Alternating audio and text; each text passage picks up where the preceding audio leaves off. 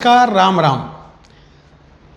छत्तीसगढ़ में आज तड़के एक बड़ी खबर सामने आई और ईडी की जो कार्रवाई को लेके जो लगातार अंदेशा जताया जा रहा था कि पूर्व मुख्यमंत्री भूपेश बघेल के खिलाफ कार्रवाई को लेके वह आज बात हो गई।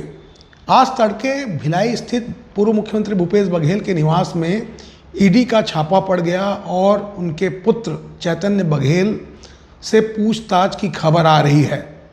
यह खबर जैसे ही आज सुबह मीडिया में, सोशल मीडिया में और चैनल में जैसे ही खबरें प्रसारित हुई, उसके बाद से प्रदेश की राजनीति में एक बार फिर से उफान आ गया है।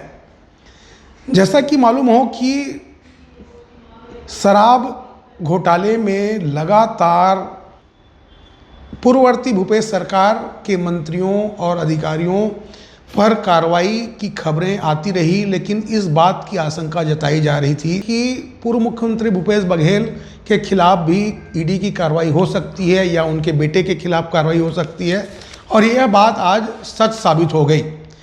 जैसा कि मालूम हो कि इसके पहले पूर्व आबकारी मंत्री कवासी लखमा और उनके पुत्र हरीश लखमा के खिलाफ जो है पूछताछ घंटों चली और उनकी गिरफ्तारी हुई और आज वे जेल में बंद हैं। उसके बाद कांग्रेस मुख्यालय में ईडी की दबिश और वहां प्रदेश कांग्रेस के संगठन महामंत्री मलकीत गेंदू से लगातार पूछताछ हुई। उसके बाद अब यह छापे की कार्रवाई सामने आ रही है। तो पिछले एक साल में लगातार जो कार्रवाई हो रही है, उसका नतीजा आज यहाँ पहुँचा है कि शराब घोटाले में पूर्व मुख्यमंत्री भूपेश बघेल के से जुड़े लोगों के खिलाफ शिकंजा कसता जा रहा है।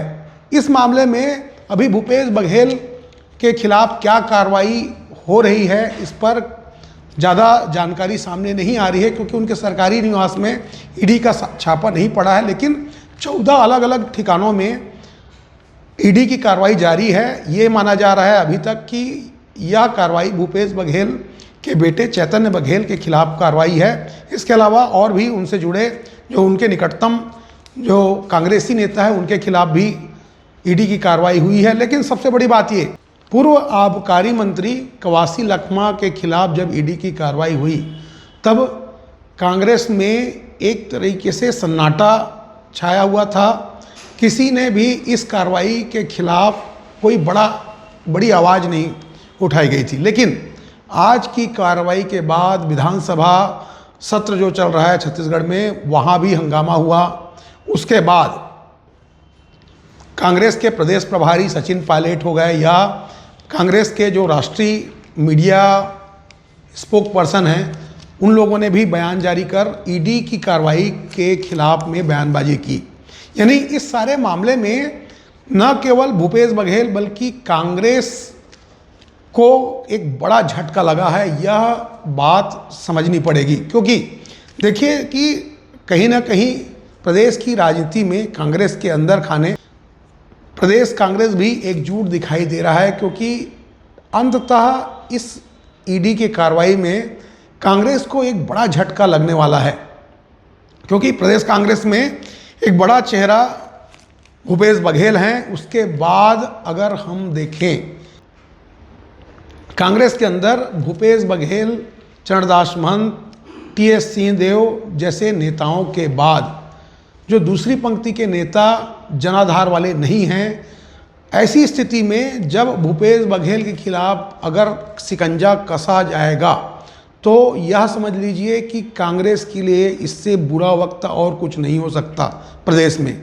क्योंकि एक तरीके से 2028 में विधानसभा जो चुनाव होंगे, उस समय नेता प्रतिपक्ष चरणदास महंत और टीएस सिंहदेव का, इनकी उम्र जो है वो एक तरीके से उम्रदराज मानी जाएगी, यानी 70 के आसपास उनके उम्र हो जाएंगे।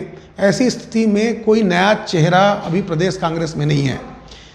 इस स्थिति में पूर्व मुख्यमंत्री भूपेश बघेल अगर इन पर जेल जाने वाली बात होती है, गिरफ्तारी होती है, या चैतन्य बघेल के खिलाफ भी अगर कार्रवाई होती है तो कहीं ना कहीं एक प्रदेश कांग्रेस के एक बड़े चेहरे पर एक दाग लग जाएगा, जिससे यही कारण है कि भूपेश बघेल के निवास भिलाई में लगातार ईडी की कार्रवाई के खिलाफ धरना प्रदर्शन भी शुरू हो गया है और कांग्रेस के विधायक भी धीरे धीरे जुटने लगे हैं। न केवल भिलाई में बल्कि प्रदेश के तमाम जिलों में भी कांग्रेस के नेता लामबंद हो रहे हैं और इस कार्रवाई का विरोध करते नजर आ रहे हैं। यह एक तरीके से प्रदेश कांग्रेस की छवि को लेकर सवाल उठता है, क्योंकि 5 साल कांग्रेस की जो सरकार रही उस पर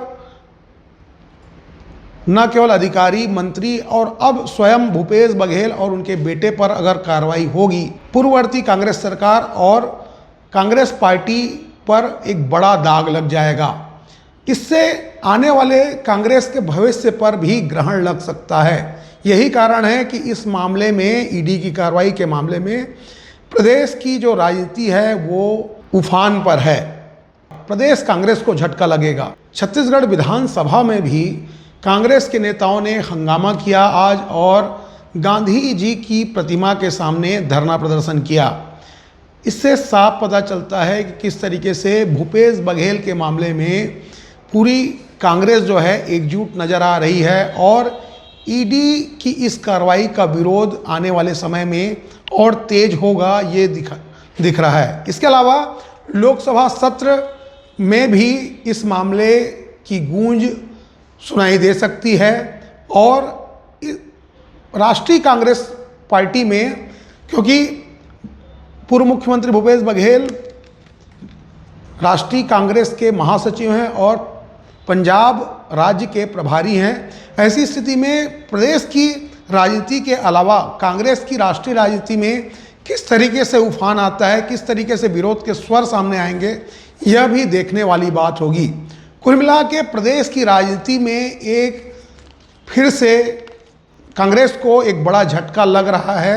यह कार्रवाई किस ओर आगे बढ़ती है उसके बाद कांग्रेस की राजनीति तय होगी। जिस तरीके से इसके पहले पूर्व मुख्यमंत्री स्वर्गीय अजीत जोगी के खिलाफ कार्रवाई हुई थी और उन्हें सतीश जग्गी हत्याकांड मामले में जेल जाना पड़ा था, उसके बाद से कांग्रेस की स्थिति जो है कमज़ोर होती गई और यही कारण है कि 15 साल के बीजेपी शासनकाल में कांग्रेस वापस सत्ता में आने में काफ़ी एड़ी चोटी का जोर लगाने के बावजूद सत्ता में नहीं आ पाई थी और पूर्व मुख्यमंत्री अजीत जोगी को जब कांग्रेस से बाहर किया गया था तो फिर भूपेश बघेल के प्रदेश कांग्रेस अध्यक्ष रहते कांग्रेस में सत्ता में कांग्रेस की वापसी हो पाई थी। अब एक बार फिर से जब पूर्व मुख्यमंत्री भूपेश बघेल के खिलाफ अगर शिकंजा कसता जाएगा तो यह प्रदेश की राजनीति में एक नई दिशा तय होगी। न केवल प्रदेश की कांग्रेस की राजनीति की दिशा तय होगी बल्कि प्रदेश की राजनीति पर एक बड़ा प्रभाव पड़ेगा।